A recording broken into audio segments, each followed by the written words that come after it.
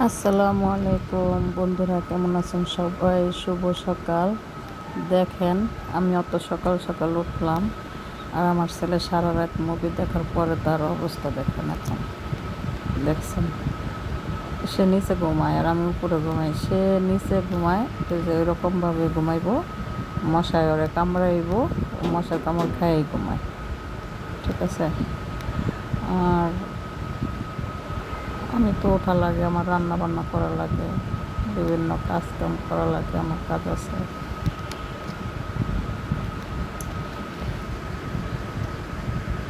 দেখেন এগুলো অবস্থা, এগুলো অবস্থা। ও খাওয়ারও সময় পায় না, এরকম করে ঘুমায়। খাওয়ার সময় পায় না, ডাকলে ওঠে না,